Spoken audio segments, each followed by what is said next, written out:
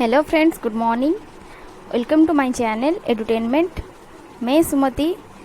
आज जो पिछले बार पार्ट 1 के लिए डिस्कशन किए थे, ये पार्ट 2 है। पिछले बार पार्ट 1 में हम क्या डिस्कस किए थे कि what is the meaning of theorem, mathematical theorem, and कुछ एग्जाम्पल भी हम डिस्कशन किए थे। आज पार्ट 2 में हम डिस्कशन करने वाले हैं कि मैथमेटिकल लॉजिक क्या है, मैथमेटिकल प्रोपोजिशंस क्या है। मैथमेटिकल लॉजिक क्या है? एक्चुअली जब भी हम भी कुछ भी डिस्कशन करते हैं कि कुछ इंसिडेंट्स बारे में बोलते हैं, तो हम सबको पता है कि लॉजिक एक ऐसा चीज़ है जो कि हम बोलते, जैसे कि हम बातों बातों ही बताते हैं, कुछ हुआ है तो उसके पीछे कुछ ना कुछ तो लॉजिक होगा, कुछ ना कुछ तो रीजन होगा। Means there will be something behind any kind of incident. So that something we are saying that is logic. So mathematical logic basically in mathematics it is a method of reasoning. जैसे कि जो लोग competitive के लिए prepare हो रहे हैं और जो भी साइंस स्टूडेंट और commerce, arts, any kind of student, some students, all students, they have a we can say that reasoning power. Yes or no?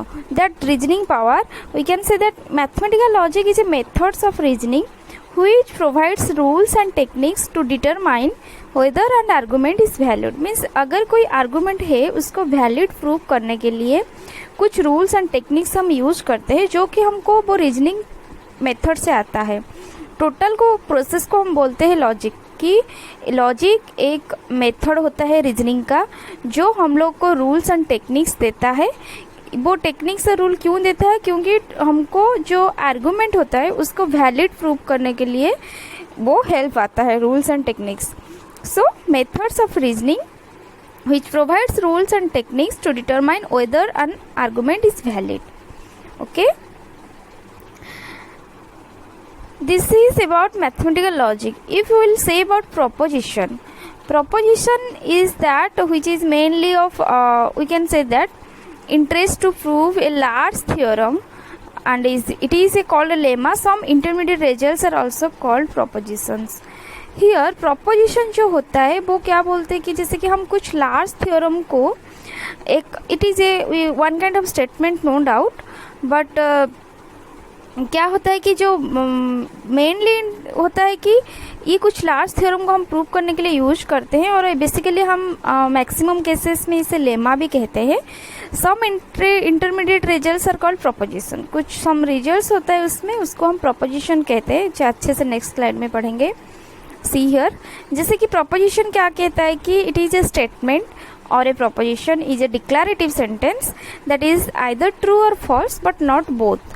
Means ये एक statement होता है और we can say that it is a declarative sentence जो कि either सही होगा या फिर गलत होगा, बोथ नहीं होगा. बोथ तो नहीं हो सकता है क्योंकि हम नहीं बोल सकते कि ना एक sentence both true and false है.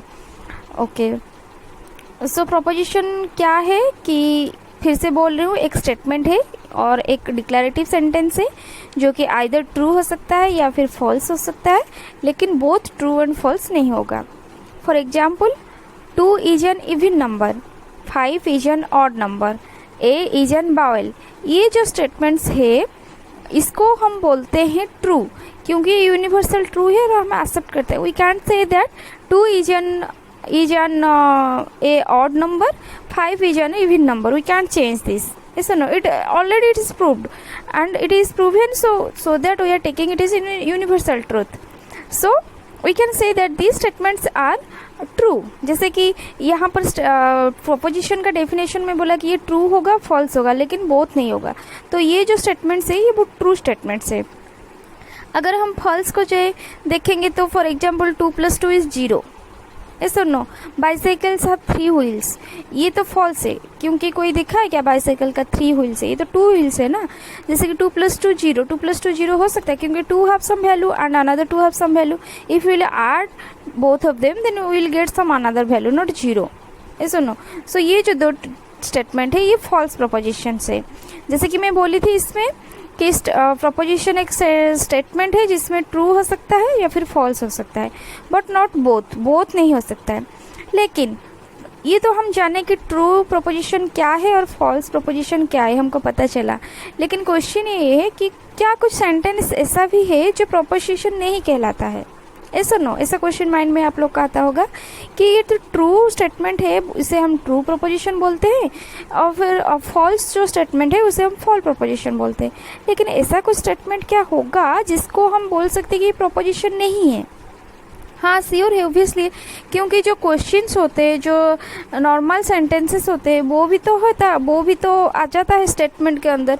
एंड वो स्टेटमेंट हम नहीं बोल सकते ना ट्रू है या फिर फॉल्स। एक क्वेश्चन अगर आप लोग पूछोगे मुझे, तो मैं थोड़ी ना बोल सकती है क्वेश्चन ट्रू है या फिर क्वेश्चन फॉल्स है, ये तो नहीं पूछ सकती ना।